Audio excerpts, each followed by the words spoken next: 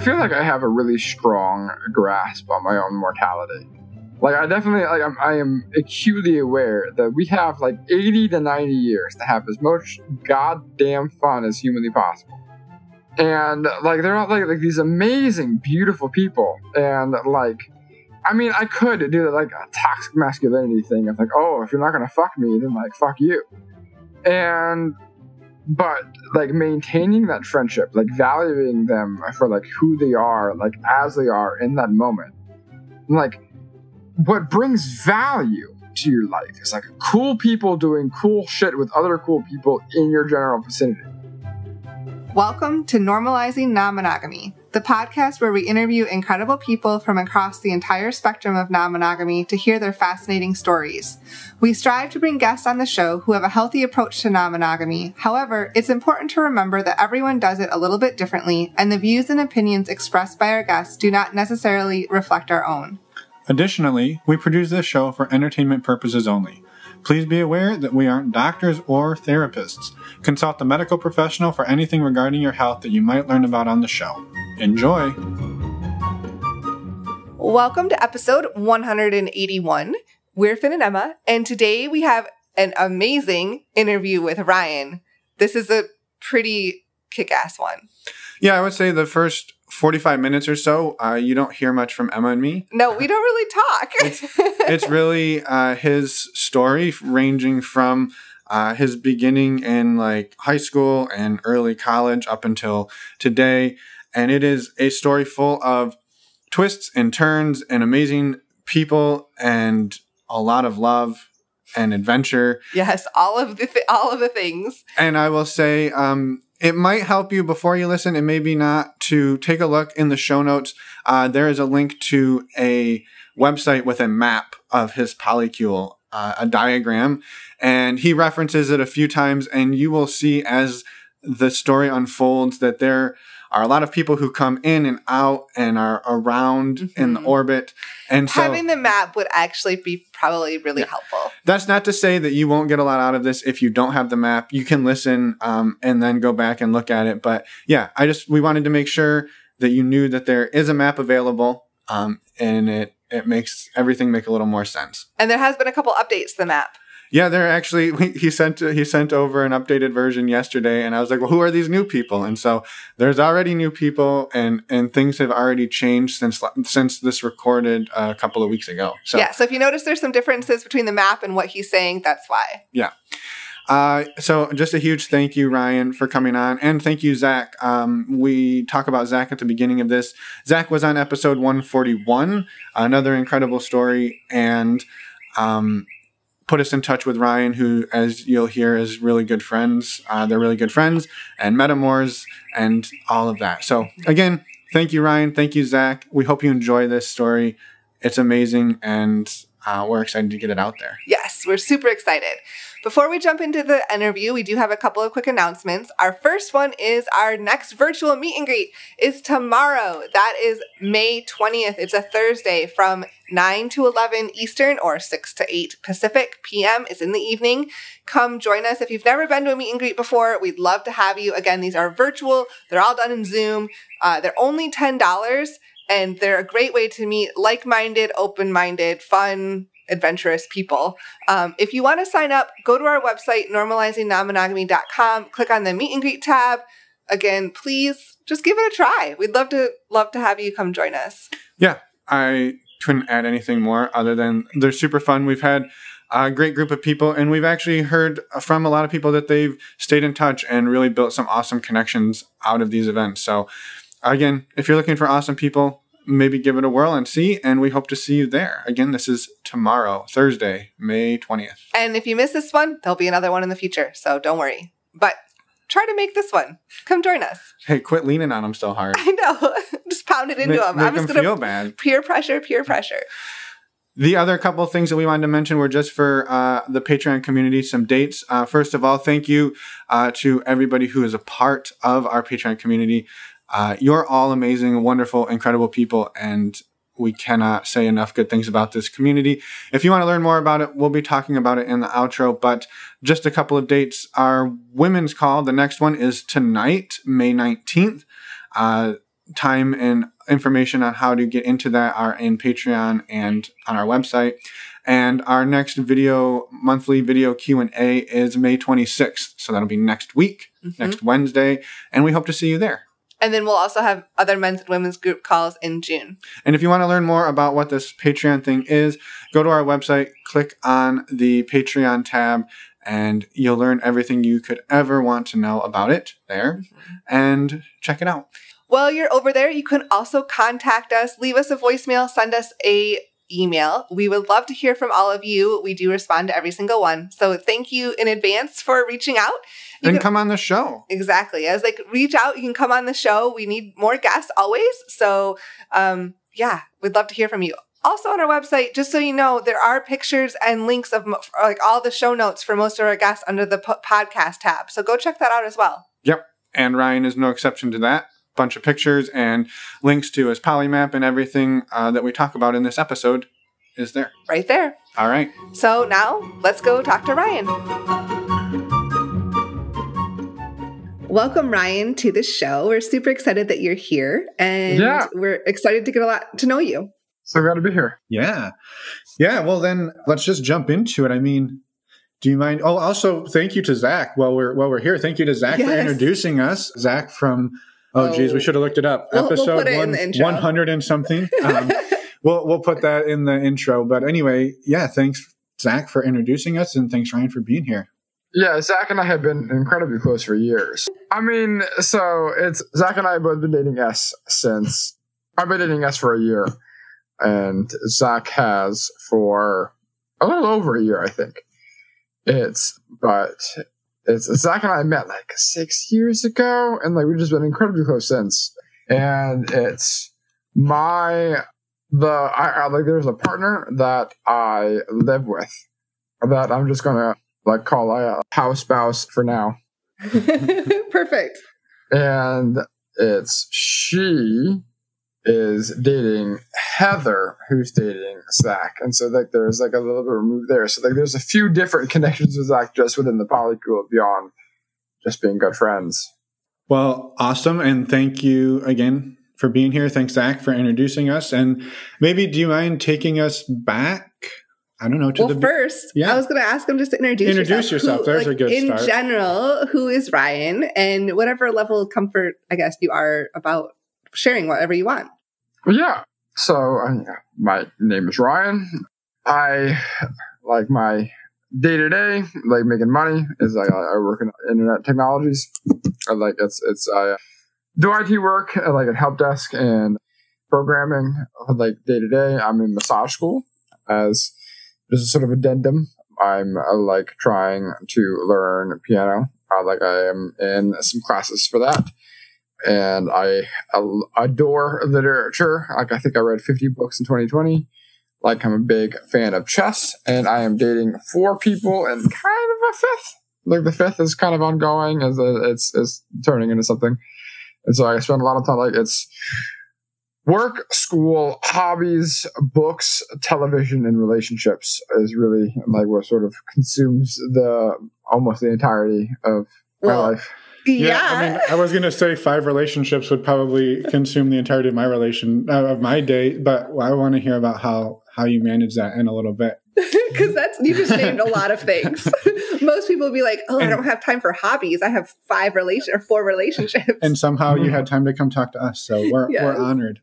Yeah, I mean, I got home not 3 minutes ago from like a top optional pool here in New Orleans because my long distance partner is in town for their 30th birthday. And cool. I just got home and I got all this hooked up. Well, thanks for making time for us. And that explains why you're not wearing a shirt. Yeah, I definitely can put one on. It's not important. I'm not wearing any pants, so it's a fair trade. So I guess, do you mind taking us back to the beginning, as I tried earlier before Emma corrected me? This is our first interview in like 3 or 4 weeks, so we're a little rusty. We're a little rusty. Take us back to the beginning. Like, how did you get into non-monogamy?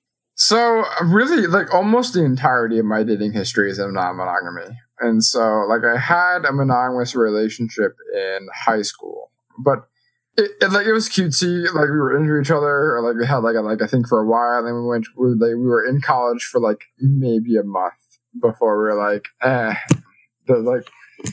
like it was a high school relationship, and it ended like really immediately upon not being in high school anymore. And so it's hard for me to even count that, and like it's difficult for me to even really remember most of it. It's been over a decade now, and so I started college, and it was like very early September or maybe even late August. It was like very quickly, like upon my first semester of college, where they had that like the club meetup, where just like all the various extracurriculars around school were having their sort of like come like find us, come meet us, like they like all set up a booth or a table to come like see what's up. And I definitely had an inkling that I was really queer back then, but like I'd only ever like kind of fussed around with women. And so I joined, like I found the queer organization called Pride at Spring Hill, where I went to college. And I joined as an ally. And so I went to the first meeting, and then there was the president there, like running the meeting, and their name was Bree.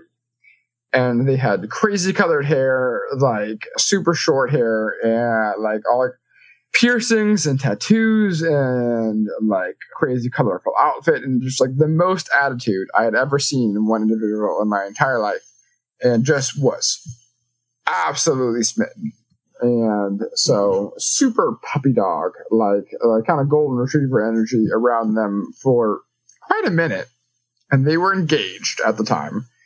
And so through a sort of series of incidents, I was trying to rush for a fraternity at the college at the time. It didn't end up working out, but I did go to like their like big party. Like I was like almost initiated before kind of like things fell apart there. And so I went to like that big rush party, and Bree was there, and like I had like definitely been following them around for about like a month or two, and they just got real wasted. Like Bree was a junior at the time, and so they were just like they were older, and they were like exotic, and they were just like something that I like unachievable.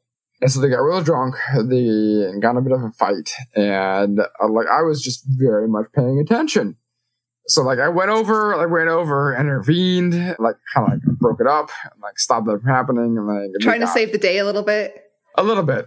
They got like brought back to the room, and like they didn't like really remember the evening, but they found out through friends that I had, prevented them from like getting arrested or like having like a serious altercation with another student. And so they were like, I'll like hit up this kid. They vaguely knew who I was because I've been following him around. In a non-creepy way, right? Like at a respectable distance. Like, I mean, I was extra helpful. I wanted to like, because they were organizing a club, so I was like, let me like then come like set up chairs or like get ice cream or like do whatever they were doing to like facilitate, just to be around. And so they had kind of gotten it in their head that they were going to take my virginity. And they found out later that I was not a virgin, but I definitely gave off that vibe.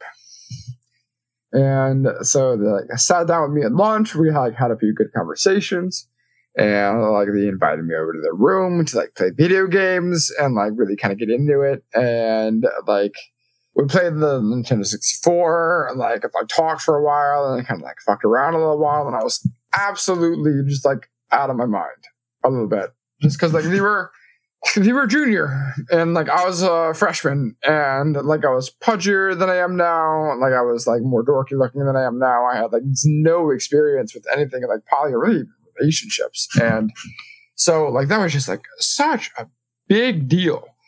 And they were engaged. Yeah, I was going to ask, did you know they were non-monogamous at that point? Because they have you come over, they're engaged, and yet like things are starting to happen.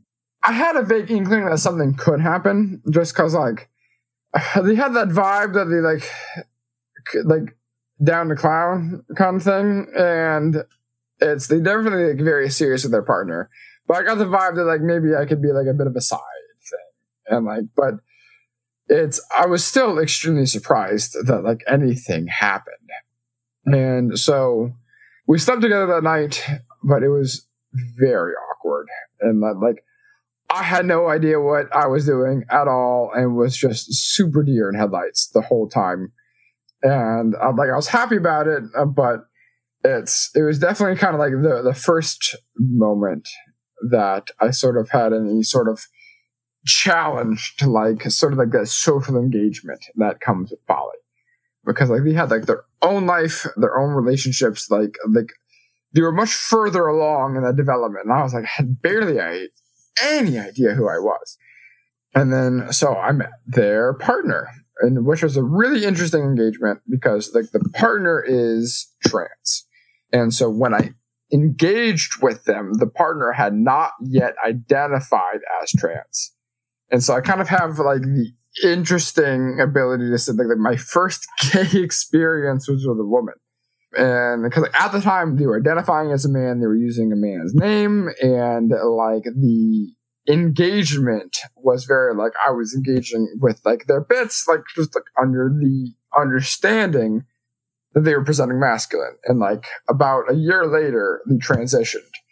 And so that was my sort of first foray into poly, and then I started to engage with them, like kind of as a couple. Like I started like seeing the both of them, and that was a lot of fun, and it was really engaging for my freshman year. But that summer, both of them really got caught up in their own lives, and I really lost touch. And that's when the partner transitioned, and that like took up a lot of Bree's bandwidth. And so like, yeah, and then they didn't really engage me at all during the summer. Like I texted them, messaged them, and they like didn't really hear back. And that's when June was transitioning, and that took just a lot of energy to deal with. Like they really, with some transitions, like it's very common for like a lot of their baseline personality traits to kind of like undergo like a bit of a transition too. Like who you are is like definitely substantially driven by hormones. And so like who they were, like still like baseline pretty consistent, but like almost all of the edges got shifted, and it took a lot of their time and energy and bandwidth to just deal with that. And like I was not a big priority. And so during my sophomore year, I got into a relationship with someone there at college. I'll call her D. Like it's kind of her first initial. And she was amazing. Probably saved my life. During that year, I suffered a lot of depression, and I got really ill. I got kidney stones, flu, pneumonia, strep. Like it was all like bam, bam, bam, bam, bam. Like wasn't hydrating enough, wasn't sleeping enough, wasn't eating enough, wasn't taking care of myself. And just everything just kind of like went under. And we were really close, really together. And like they really kind of like held me through that period. And then just because of how bad that year was, my parents came in, they were like, we don't think this school is good for you. I was like, I would tend to agree. And so I transferred to Tulane, back home, back in New Orleans. And me and Dee broke up that August. I'm indebted to them for life. I love them to like in my whole heart. Like, but like our relationship styles are completely different. They'll come again later in the story, and like they lived with me for quite a long time, like well after this. But we stopped seeing each other like around the beginning of that school year, and I had made a couple of like summer visits to Bree, and then they were like, "Yeah, you've just been around for a long time. You're really consistent for a long time. I think it'd be a good idea to date." And I was over the moon about it. And so we dated pretty seriously, but long distance, my junior year of college. And over the course of that year, they were variously living with fiance and variously living in Alabama, because that's where our college was, like our old college was. and they were still going to that college, and the relationship with the fiance fell apart during that time, and they got together with another boy. I'll call him Boy Scout. He was an Eagle Scout. Mm-hmm. And he was just the worst. He was real, like he was monogamous at heart, and he blamed my existence for why he and Bree couldn't have happily together after. And so I would go take a mega bus over to Alabama like every weekend to spend like with Bree, or most weekends at least, and he would just make it his mission to try to nuke our relationship during the weekdays in between, so that he could have them long term. And so it just weekend after weekend after weekend for over a year, I would go over there, fix things, come back and deal with school, and then come back the next weekend and fix things all over again. And it was just we were kids. And it was very emblematic of the immaturity of kids. And that was really the entirety of the rest of my college. And right around when I was coming to graduate, they were wanting to end things with Boy Scout. And because they had just drama. It was just always a fight. It was always a struggle. Always just negativity. But Boy Scout got them a job working at a camp for the Boy Scouts, way out of state in the desert. And they really wanted to get away. They were over Alabama. They were over the college. They were just they were working at Chick-fil-A at the time. And just they're queer, they're liberal, they're left, and Chick-fil-A is not the place. And they were just at such an immensely frustrated point in their life. They were the idea of getting to not need to pay rent, which to be somewhere where food and housing was covered. They were going to be in charge of the kitchen. That just sounded incredibly attractive. So this is still my experience of poly at this point, and mostly just seeing them and just head over heels. And then they decided to accept this job in the desert. And so they went with Boy Scout to the desert to do this job. And they were staying with the person in charge of camp, because which was a friend of Boy Scout. And so and they were either staying at camp or during the weekends staying at house of person in charge of camp / boyfriend, Boy Scout's good friend. So while at camp, broke up with Boy Scout and started a love affair with person in charge of camp. And still dating you this whole time. Still dating me this whole time. But things are weird. It's someone, Boy Scout had been whispering in their head that I was toxic and a piece of shit and a manipulator for so long that it our relationship was really in shreds. And we were holding it together, but it was tenuous. And so I was hearing from them throughout camp, but it was weird. And so camp comes to a close. Bree and Boy Scout, no longer a thing. Them and head of camp, very much a thing. And so I took a vacation to drive out to Mexico to go get them from camp, bring them back. They're going to live with me. And I get there and I arrive and they have no eyes for me. It was plain as day that they're madly in love with head of camp, wanted to start a life with head of camp. And the whole ride back was just it was stilted, awkward conversation. And they were so clearly heartbroken to need to leave. And so then we started to live together, and it's bad. They're not in love with me anymore. They get weird about me seeing naked. It was just I had just graduated college. I had like an apartment in the suburbs, and it was boring and stifling and a struggle. And then it just like Bree and head of camp were just like, they were talking every day, and like the affection there was just not what I was getting.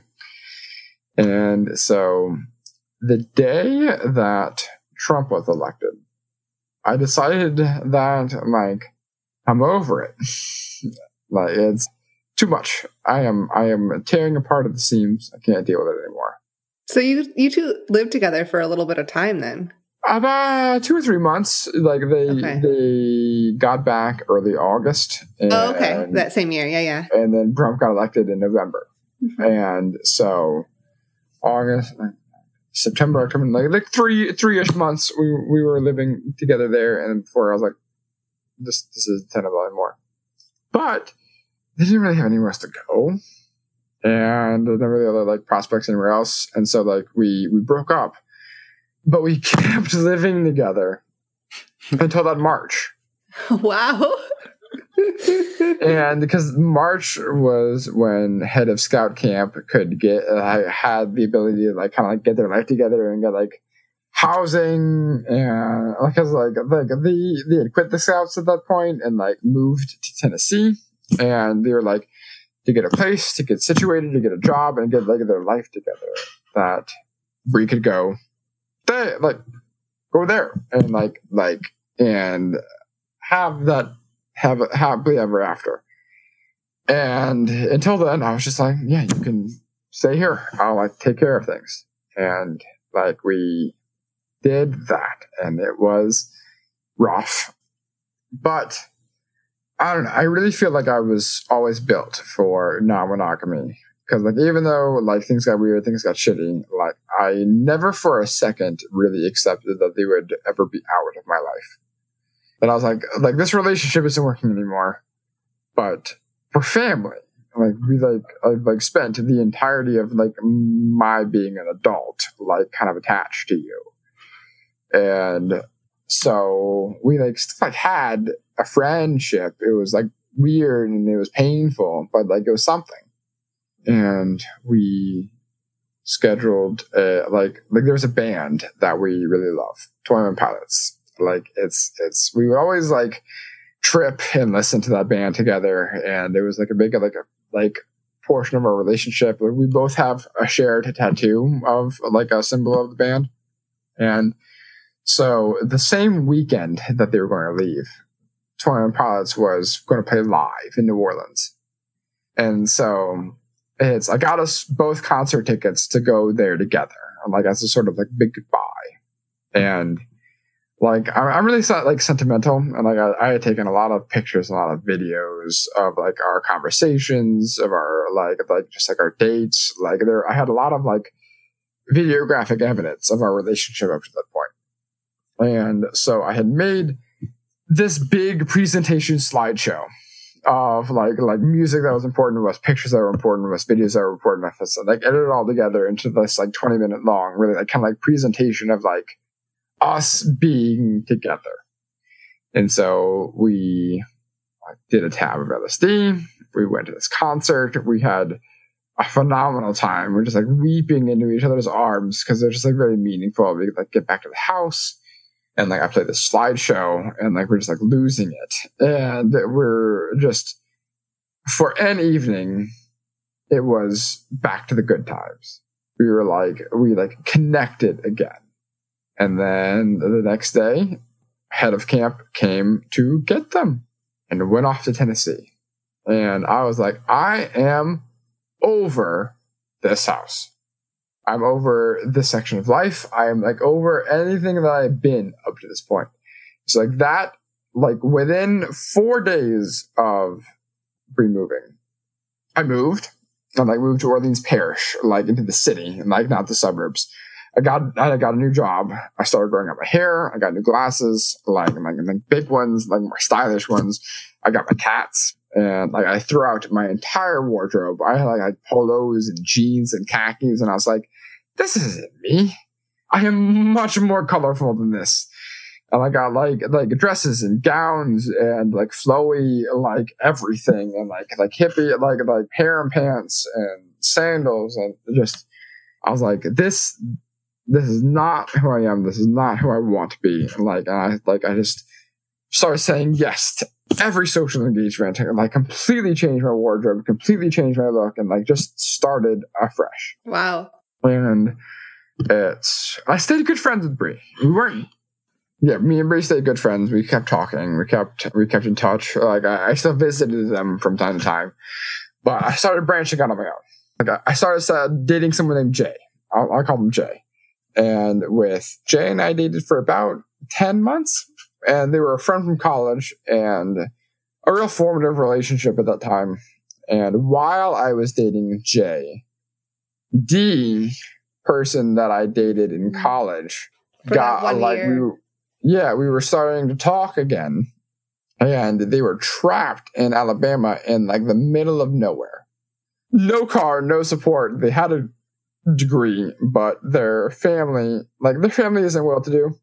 Like I'm pretty the opposite, and they didn't really have any support or any like ability to get out.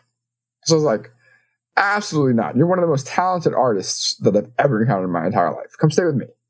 Like get established in New Orleans. Like get a life, get friends, get a job. Like get some independence. And that proved to be a bit of a struggle with me and Jay. It's like Jay can get really into their own head, and they kind of got in their head that I was seeing Dee more seriously. And like I've been like flirting with people here and there in the city, and like they had just found it to be like a bit challenging sharing, and like their life goals were changing, and they could just I love her to the bottom of my heart, and we still have a great friendship. But it was getting pretty clear that neither of us were like exactly the kind of relationship dynamics the other was looking for, and so. It's like at some point Jay just kind of like stopped responding to me, and I was like, hey, let's go on a date, and they're like, oh, I'm busy. And there was like 3 weeks where like there was like no, like I didn't like see her face to face. I was like, it's weird and it's wrong. Like what's up? And eventually I went over to her house and I was like, hey, like just we're broken up. I'm making that call. We're not together anymore. So like that's established. Can I please come in and have a conversation about why? And they were like really receptive to that, like which I'm very grateful for. Like it meant a lot to me to like have that sort of like closure about like what the fuck was going on. And then they proceeded to just kind of like unload on me about like little tiny grievances they've had about like just conversations we've had like over the last like 6 months. I'm like, most of them were just misunderstandings. I'm like, if we had just brought them up at the time, we totally could have worked through these. But it definitely was for the best. Like, we're just like psychologically wise, we're not, what was up. And so we just transitioned back into a normal friendship, and which was really good. Like we like while they were still in town, like we kept seeing each other like once a month, and it was really gratifying that I can like sort of like de-escalate a relationship and like still like maintain like good relations. And like right around when that was happening, like, Brie and I like rekindled a romance. Like we've been mostly platonic and like just visiting up until that point, but like things with head of camp when like we're starting to like get kind of weird and like not working out as well. And like they were like visiting, and all of a sudden like we like had like a really good visit, and they kind of like got kind of touchy, and then got kind of physical, and then all of a sudden it was like it very naturally kind of like went redeveloped into something more serious. So at this point you had broke up with Jay, but Dee was living with you. I was looking at my notes to make sure I had the right things. Yes. I am still living with Dee at this point. Yeah, so Dee's living with you. You're broken up with Jay, but Brie comes back into your life. Exactly. And so then right around then I start living with my I guess I call them house spouse. It's they live with me, and they're an old college friend, and they're trans and kinky and wonderful and poly, and I met them like before they transitioned, and like they moved away for a while after college, and then they went to Portland and like worked as like a carpenter, and like really kind of like had a little bit of self-exploration there, and then came back, and then we're like, hey, I heard like that like you're really into the kinky scene, and like you like doming and in the poly and like all these like different things, and like I'm really interested. Like, do you think we could have dinner and just like to talk about them? And we ended up just having like a lot of dinners, and, like a lot of dates. And at some point, I was like, would you like to experience any of these things? And like played around for a while, and just got to be more and more serious. And then around ballpark, then I was buying my current home. I moved, I bought a house, moved into it, and it's lived with my high school best friend and D, and that went for over a year while I was dating house spouse and Bree, and kind of just starting around. And like right around the beginning of quarantine, there was a lot of flurry of activity. I started dating a college girl, like a little bit younger than me, and it was going really well. And then the high school best friend stopped being able to pay rent, and so I had to kind of kick them out. And then house spouse was like, I need a place, and I was like, someone to come live in a place, and so they moved in with me. And then Bree came to live with me for like they moved back from Tennessee to New Orleans to live with me for a while, and a little bit before quarantine started another relationship pretty quickly in town, and then that person kind of came to like stay like over at the house for a while too. And then like quarantine hit and everything just got fucked. And the high school best friend also didn't have a place to live, so they were just kind of couch surfing. So it was me. And D decided they were done with my whole mess and moved like across town. And so at the end of this like massive amount of change, the end result was me living with house spouse Bree and Bree's new partner, and a couch surfing like best friend. And that was going on for a lot of quarantine. And Bree and I pretty quickly learned that we're kind of siblings. We have grown up a little bit too much together, and that we have a predilection to bicker, and that I was very different than I used to be, because like when we started seeing each other, my head was just so far up their ass. It was like I was so madly in love, I really only had eyes for them, and like at this point they broke my heart. And I had like kind of like grow up in the moment of like someone that loves you with all of their heart and like really cares about you as a person can still hurt you. And just because you love each other doesn't necessarily mean you should like really be together. And I learned a lot of those lessons because of Brie. And so at this point I was much more independent. I was much more comfortable with who I am as a person. I needed them much less. I really didn't need them at all. I was flush with friendships, flush with relationships, flush with love. And so wanted them, didn't need them. And that was and continues to be a challenge. Well, and you had said too, like when they broke your heart and moved to Tennessee with Eagle Scout or Boy Scout, that you basically like threw out the old Ryan and brought in a new one. And so the person that they came back to was not the same person that they left. Absolutely. And we had both grown quite a lot. And so, and being stuck together in quarantine like that. Also, with the addition of another partner who was very messy and it was a really challenging roommate. It proved too much, and so things were working out. It was really. Do you want to? This is Bree. Sorry, I just came to get a hair clip. You're good. Hi, Bree. Hi. Yeah, I have headphones in, so they get this is the podcast. Nice to As meet you can tell, we're still together. I'm gonna exit now. Okay. Yes. So, yeah, they're visiting for their 30th birthday, and so things are really challenging. And so partner broke up with Bree, but just because it was such a there was always fights, there was always toxicity, there's just the house dynamics were garbage. I was because they were living. The partner was living with all of you too. Yeah, still living with us, and it's. They had an apartment. They were moving to a new apartment. Then quarantine hit, and the apartment that they were moving to fell through.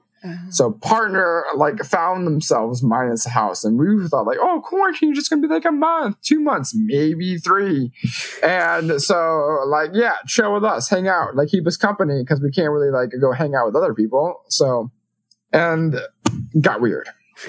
I bet. So Bree was all right, partner broke up with me, I'm fighting with you a bunch. It's just not the vibe. And so I have job prospects, partners, friends, family, people for me back in Tennessee. They had really developed a life over there, and it was really more their speed. Bree's always been a bit more of mountains, hiking, camping, rural, a little bit more, just a few gears down from city life. And so they decided they were going to move back to Tennessee. We were going to stay together. We're still good, but living together just wasn't working out. So we moved out, and one of my other best friends, I'll call them L, moved in. And we're not dating. We've hooked up a few times, but it's we're just the best of friends. Love her absolutely to death. And so at this point in time, the dynamics were me, couch surfing best friend, L, house spouse, and still Bree's partner. They were broken up at this point, but they were still around, and they stayed around for I think 4 months. Wow. It was a struggle, and I like them. We had good vibes, but they were just so messy, Difficult to live with. They were difficult to live with, just because they had just kind of started their development as an adult. They just moved out from their parents. They were older, but they kind of grew up in a religious household, and they just kind of started their journey of figuring themselves out. So hadn't figured out personal dynamics, and were they had so much trauma that they were just very freely dump on the whole household. And I can take it very well. The rest of the household, not so much. And so they just kind of got a point where one time after really pushing it for a long time, they came home, and house spouse is a paramedic, and watched a couple of people die that day. And got home and was having several drinks in the backyard, just vibing, just kind of settling down and coming down from the night. And Bree's ex-partner went in the back and just emotion dumped for a couple of hours, and house spouse kept getting drunker and drunker and drunker, and then they just hit a tipping point where it's they just hit their breaking spot.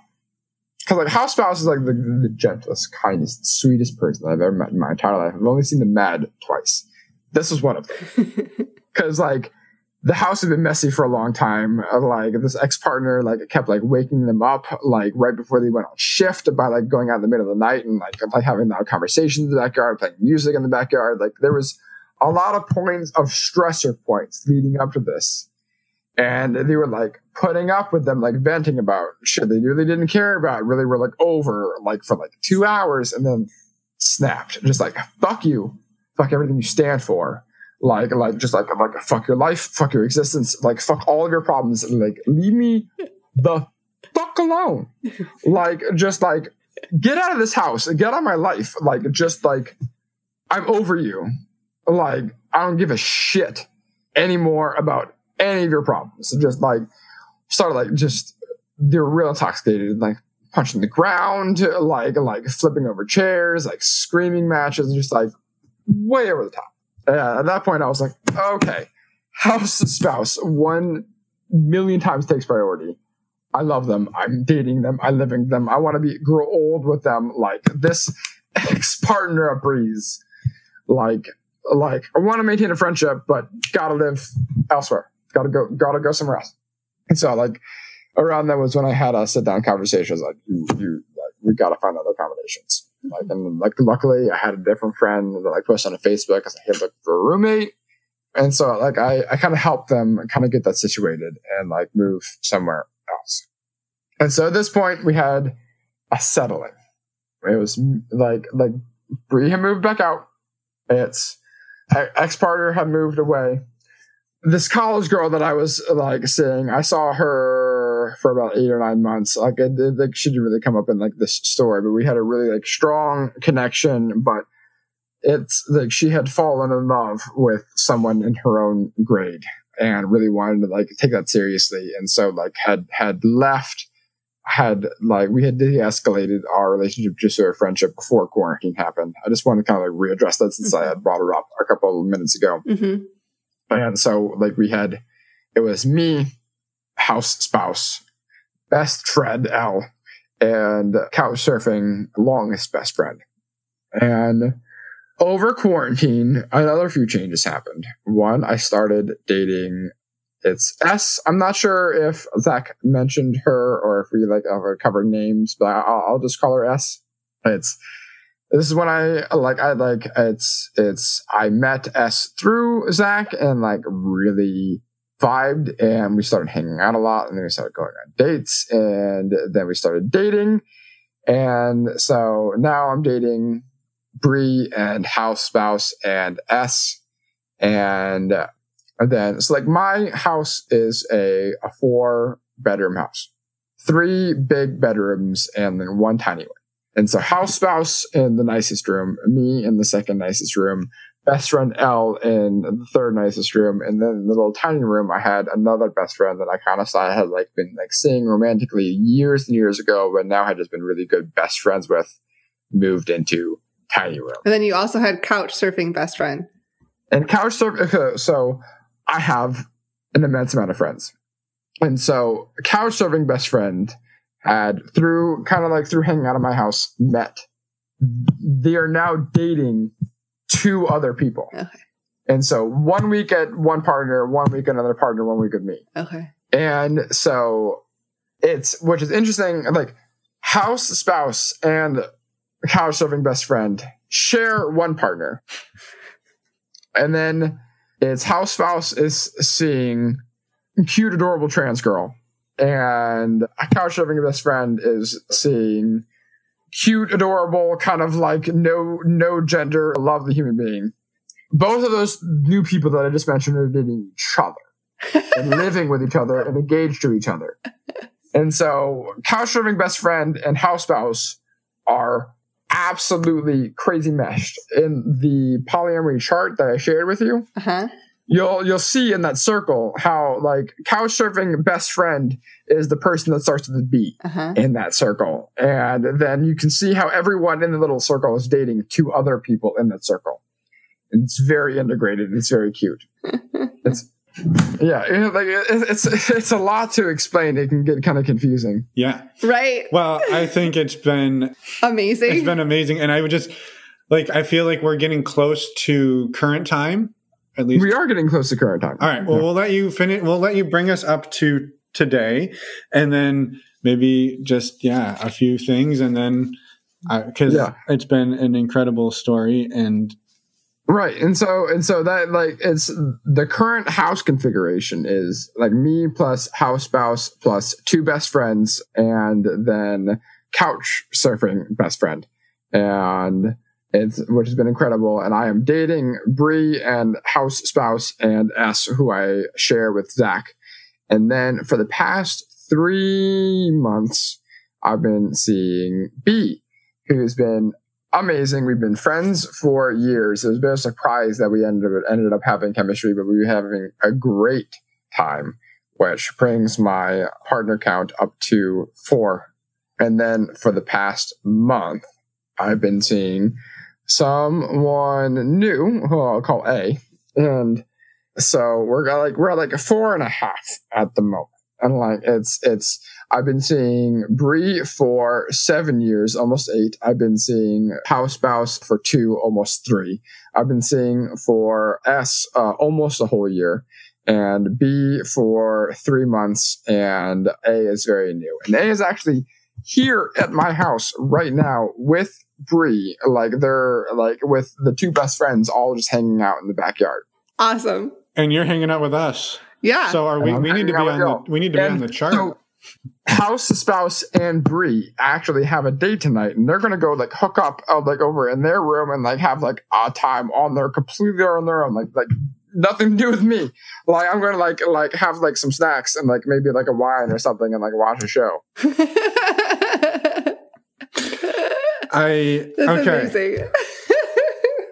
So, I mean, first of all, thank you. Yes. It's been a wild web, maybe, I think, of how you got here. And I love it. And I think, I mean, normally we ask a whole bunch of questions. I don't know. Yeah, we haven't even gotten to the orgies. Like, fuck. Maybe that's part 2. I mean, it's maybe tonight. Who knows? Indeed.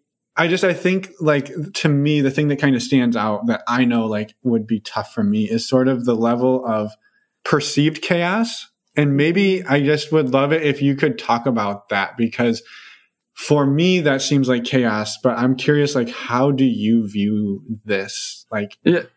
It works out time management wise, like in a chaotic kind of way. I have a little bit of an advantage, like I feel. I'm a little bit of a cook. It's like my partners having great times with other partners. Like I love it. I want them to send me pictures. Like I want them to talk to me about their dates. I love it. So like it's Bree is seeing 2 people in Tennessee. One they live with. The other is a bit of a play partner. The play partner texts me good morning every single day. Text me pictures of whenever they play together, like whatever like book they're reading, whatever they're going through in life. We like text me constantly. I love having a close relationship with them, and like we share Bree great. And I have less of a relationship with Liv and person, but that's just because he's very quiet and but we played frisbee together, like we have a relationship. But Bree still lives in Tennessee, and so we see each other like 4 times a year, like definitely kind of like vacation partners. And we make an effort to like make sure we stay in each other's lives. But like, it doesn't really, it doesn't come up in the day-to-day scheduling a whole lot. House spouse has been in paramedic school, like for the past year.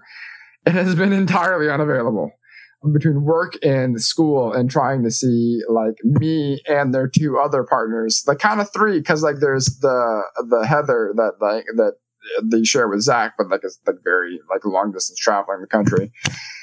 It's like I don't get to see them that often. We definitely like have dates, and that's not going to like change in the coming weeks because they graduate, like they just passed their tests. And so like their schedule's about to flip, and they're gonna have a lot more free time. We're definitely gonna spend a lot more time together. S is pregnant, and I am not the dad. Zach is not the dad. There is a 3rd person that is the dad, and they're very together. They're very serious. I see S like every 12 days ish, and like it's like a little bit of a battle to like get time with her. I'm putting money aside, I'm putting time aside, I'm like here and about it for like making sure that kid is well taken care of. But as far as like being able to like get in close with them, like it's like I'm not the highest on their priority. I am high up on the priority list, but like it's usually more than a week between good dates. But so we got long distance partner, we got like kind of unavailable partner, but like with like the one we like have a really solid date every like 3-ish weeks. It's about to change. And then partner that's like pregnant and dealing with that. And it's like kind of hard to kind of like get in touch with. And then there's B, who I adore. Incredibly creative, incredibly talented, super weird, but they live with a partner. Or well, like she lives with a partner that they're very close to. Like they're definitely going to always be together. And just started dating someone even after me that they're just getting to be. I use they almost reflexively. I have too many theys in my life, but like that she's really falling for and has been like taking up a lot of her time. And so we have a good date about once a week. And so I see B about once a week. I call Bree a good amount and really clear my schedule whenever they're in town. Like I make sure that I see spouse as often as I can, and every other week or so see S. And then I have like the newest one, A, who is like just so slutty. Like love it. Like I'm a slut, she's a slut. And we both really love each other seeing people and being able to talk to each other. Like we'll go to a party together. We'll go to an orgy together, and like where like people are like hooking up, and like us both going our separate ways and like doing whatever and like coming back, and then like works out great. And so like although there hasn't really been an orgy. Like it's everyone's been pretty COVID safe, and we have like little like parties where like kinky things will happen, but like the party, like the pre-COVID parties are very much lined up to start happening again in earnest, probably like late June ish, probably. But I definitely find myself most invested in B lately, and like they're very consistent, very easy, very loving. And definitely like very like devoted to S to make sure that the kid comes up safe. I love kids.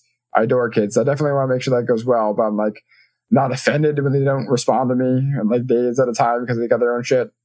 And then Bree has like their partners in Tennessee, and like we'll definitely stay close. And then like house spouse, like we see each other a lot, just like living together, and then we'll make sure to like have date nights and then keep the romance alive.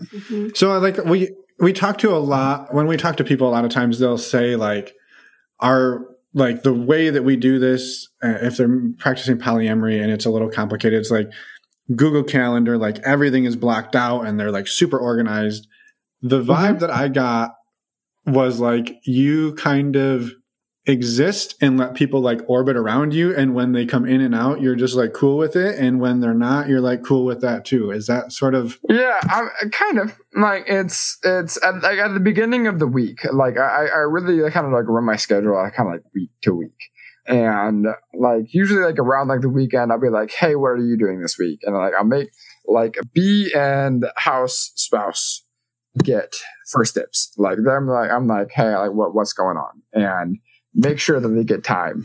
And S is kind of like second dibs, just like she's been really unavailable to me lately, and like I am as devoted to her as ever. But I mean, like the people that are like there for me all the time are the people that get the first dibs of my time. And so like I make sure that like I'm seeing them and keeping that going and happy and loving. And then I'm like to ask like, hey, like when are you available? Like these are the days that I'm available. Like I'm like minus seeing B and house spouse. And I usually like fill out my time with seeing friends, seeing the new play person A, and like going out to parties, like reading books. Like I mean, I have a 40-hour work week doing IT work, and I'm going to massage school as well. So it's like work week, massage school, 4 relationships, 1 play partner, hobbies, and like an extremely versatile friend group. And as soon as quarantine is over, like for over a year, I would host a monthly dinner where like a big potluck dinner where I would invite like 300-400-ish people. And usually somewhere between 40 and 50 would come. And just like a sort of cheat code for like everyone that I love and care about to like kind of come in the same space and like catch up. And it's really kind of getting to the point where I feel like I know most of the city on a first name basis. I was gonna say, like, I felt like we were talking to like the mayor of Non-Monogamyville in New Orleans. So like I just am blown away at like. Yeah, Bree would love to do an interview with you. House Spouse would love to do an interview with you. Like the new play partner A would love to do an interview with you. Awesome. I'm excited. And I like I said earlier, like usually these interviews are very like we have lots of questions, and I think I have a million questions. I have so many questions that I don't know like how to even organize them. And there's part of me that wants to just not ask any. I think the one that I do want to ask, because I think somebody who maybe popped in and this is their very first time ever listening to the show, and they're like, and maybe even exposed to non-monogamy. Yeah, and they're thinking like, I'm thinking about looking into non-monogamy, and this is what they hear.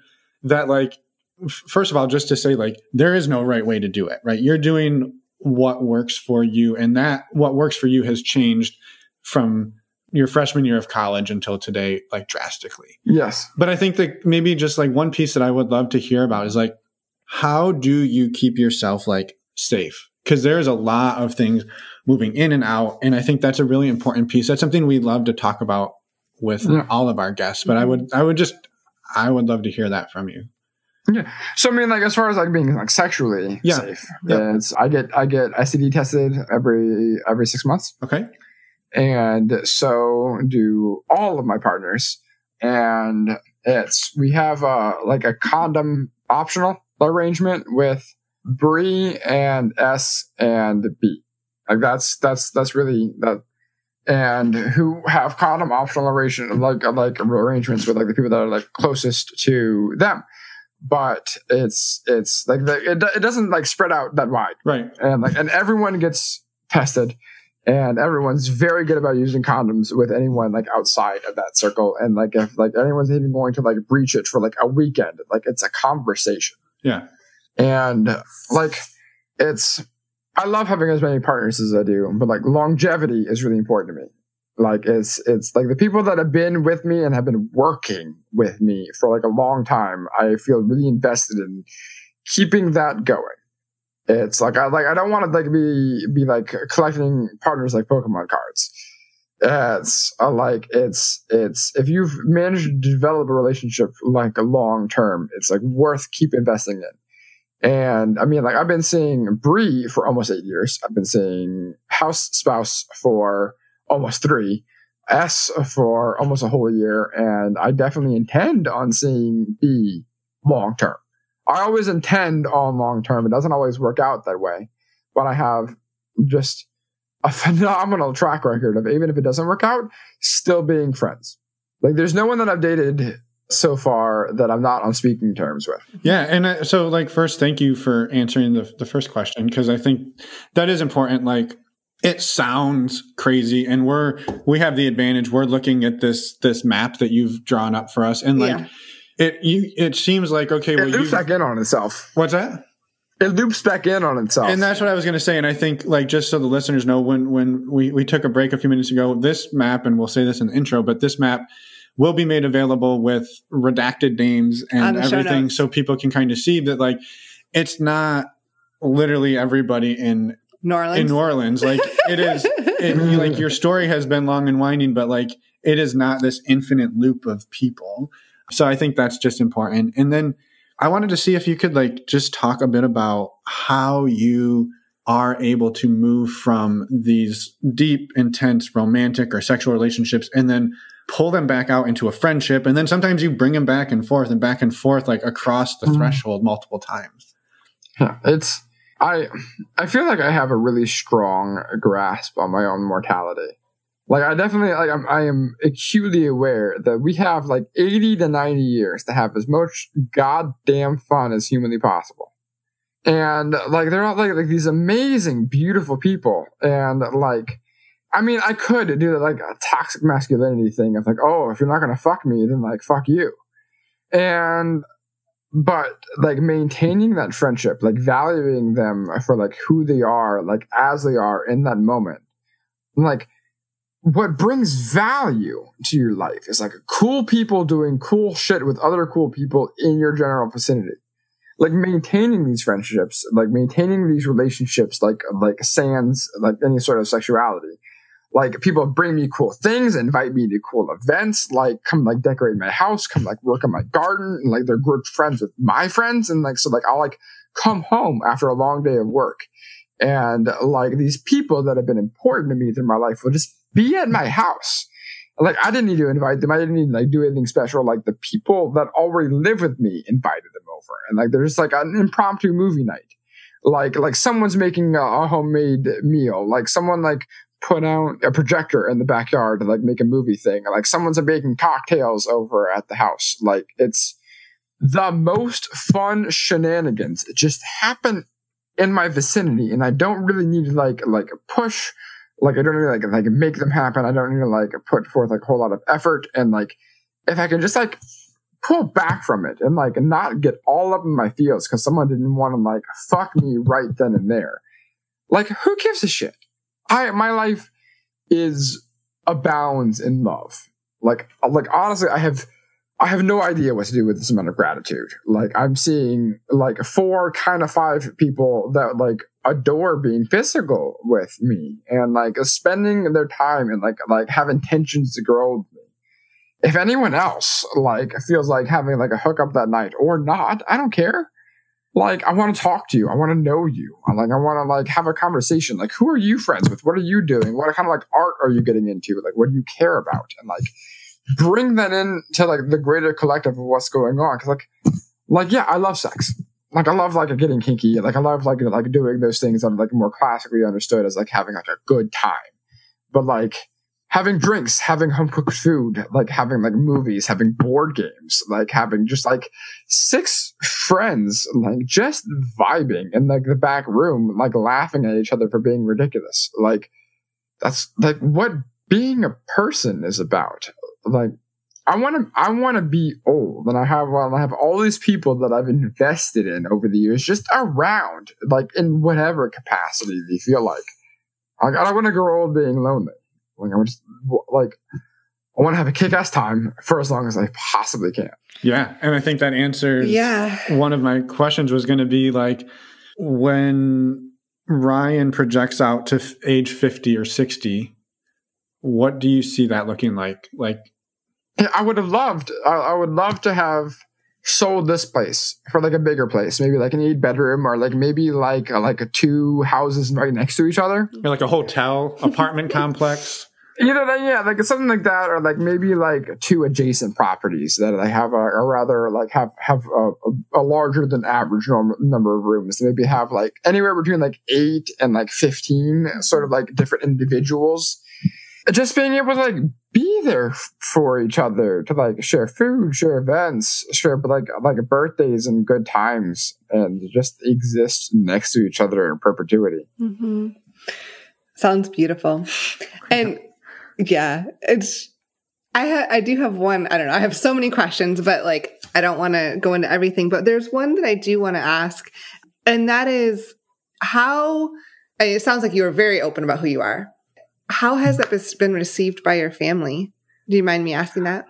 They're very supportive. They take a bit of a don't ask, don't tell approach. Like, it's very unlikely that they will ever hear this podcast. Yeah. It's growing up, they thought I was gay. Not sure what gave them that impression. Like I dated more women presenting people than not. Very queer. Like I'm all about any and all gender, but they're always like, we love you, we want you to be happy, and just like whatever it looks like for you, like we're here to support you. And my adulthood, like they're like a little bit weirded out by like my choice of how I spend my time. Like they don't really get poly, and they're very like they're together, and they live in a house just by themselves, and they spend a lot of time quietly alone. And like my house is consistent chaos because everyone that is here is dating or at least hooking up with somebody. And so like I come home, who knows how many people are at my house.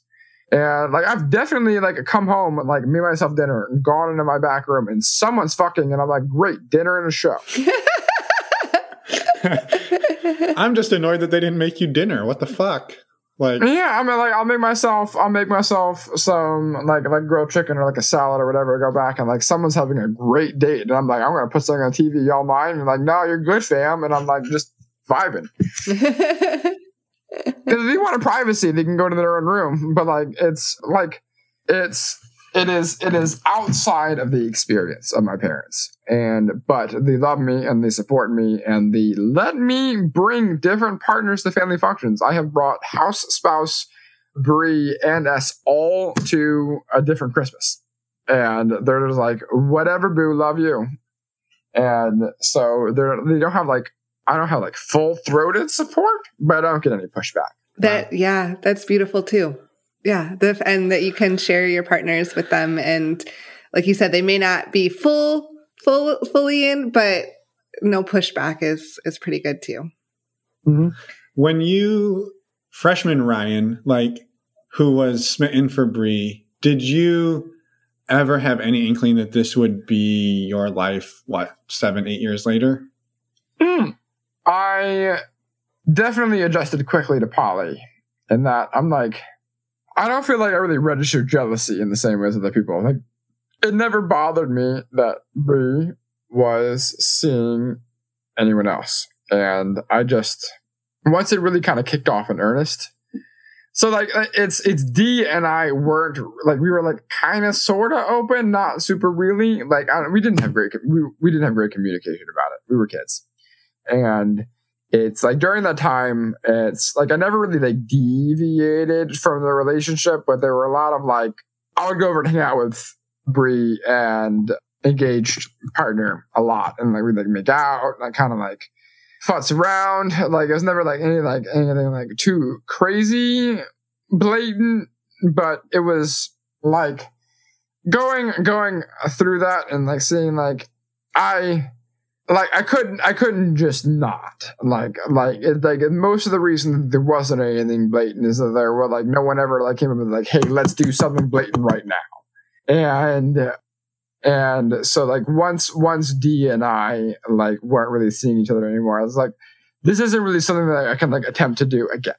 And it's been very good since. And the early relationship conversations been like, this is who I am. This is how I operate. This is kind of like how I interact with other people. And like, I am absolutely down to make modifications, to make like time commitments, to like be here for you how you need in the relationship, as long as you are okay with me seeing other people. I can give you as much information you want about that as you need.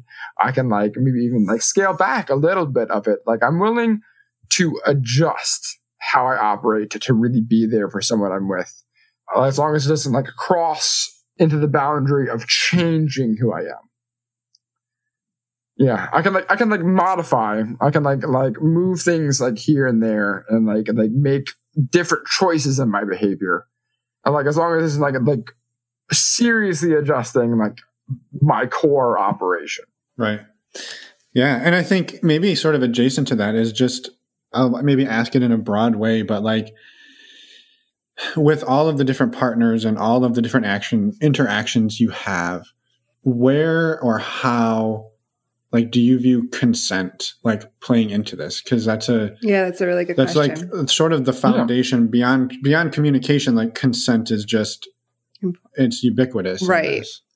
Yeah. So I mean, that is different with other partners, right? And so with me, like I am a whore, a cock. Like I am like actively excited by my partners seeing other partners, and so I don't need any heads up.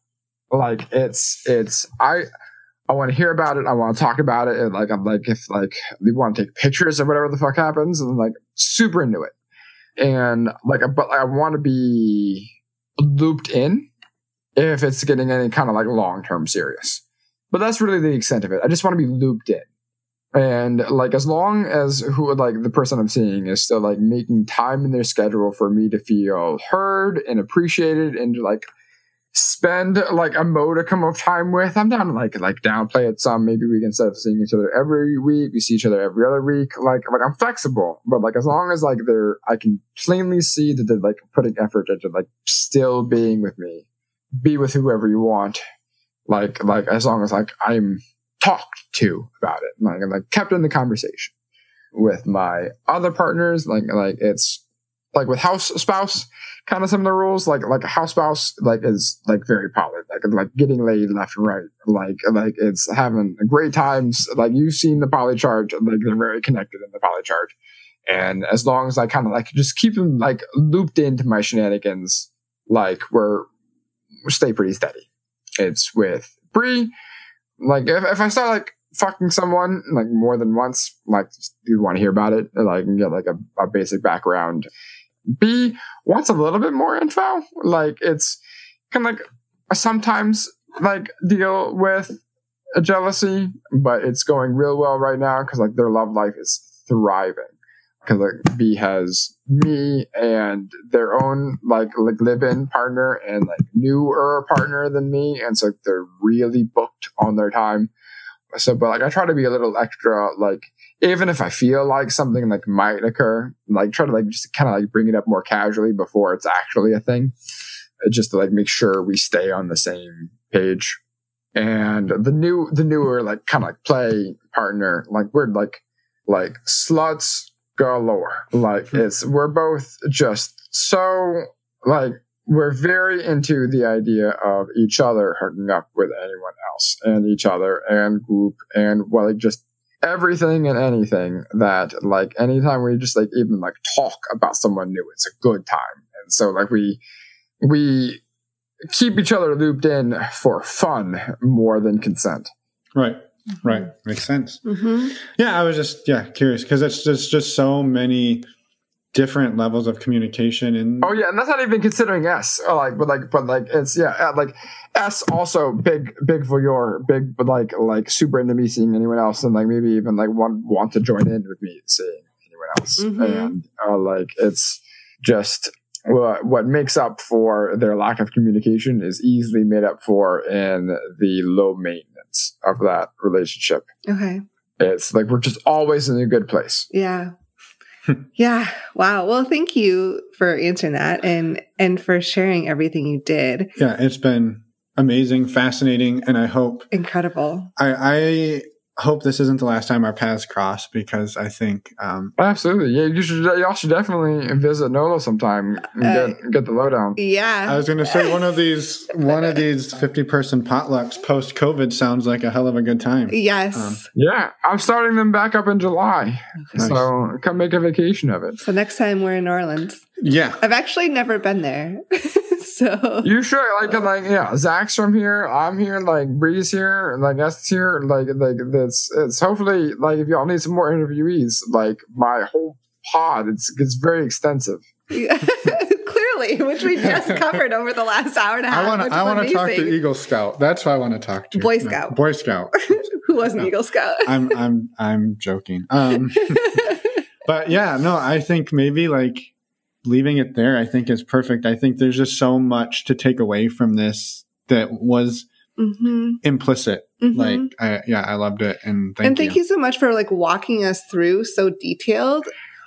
Yeah, I hope it all made linear sense because it can get kind of like I feel like there's so much I left out just in interest of like trying to like cram it all in an hour podcast.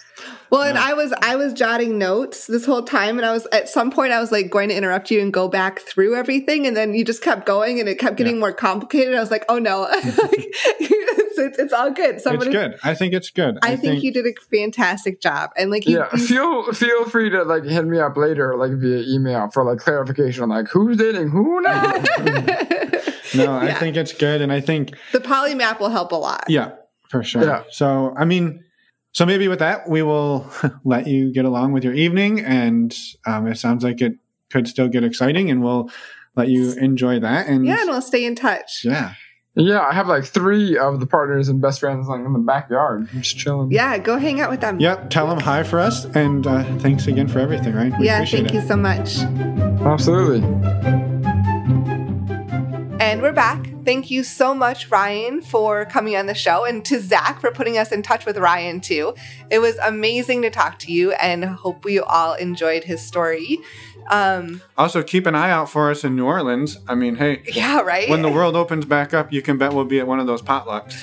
I hope so. And we'll meet all of New Orleans. Yes. Oh, right. All at one potluck?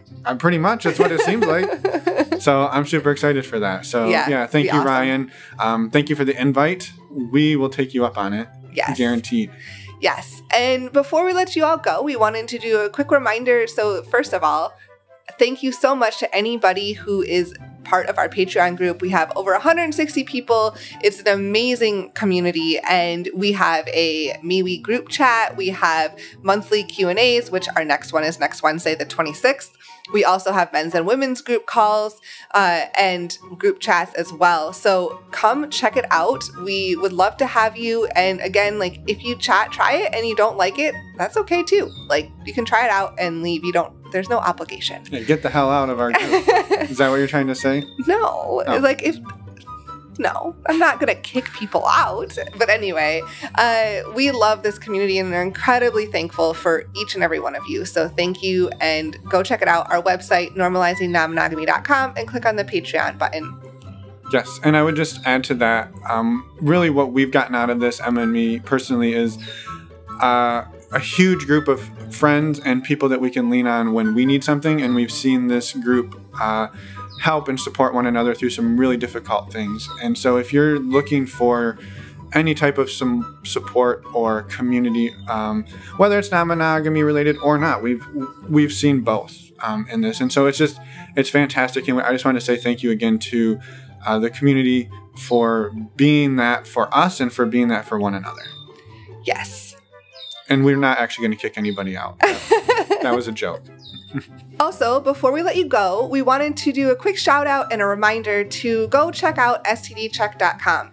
As you're meeting people, getting out there more, and we highly encourage everyone to know your STI status, and the way we love to do that is to use stdcheck.com. It's super fast, efficient, easy, and affordable. Yes, you can do a 10-panel test for I believe $130. With our discount code. Exactly. That's including our discount code. So go to our website, normalizingnonmonogamy.com, click on the resources tab, and you can go and use the link there. And it does support the show if you use that link. So thank you in advance for doing that. And we appreciate it. And not only for just supporting the show, but for being a good ambassador for sexual health and awareness in the community. Yes, it's incredibly important. So thank you. Thank you. And that's thank you, Emma. A list of a lot of thank yous at the end here. Anyway, have a wonderful rest of your week, or whenever you're listening to this, have a wonderful rest of your day. And maybe next week we'll have another interview. Should we tell them about that one? Next week, yes. Good call. Completely forgot that. Next week we have an interview with Jesse and Roy, and that's a super fun one too. So come back next week and listen. And now that's it. That's it. Bye everyone. Thanks for listening.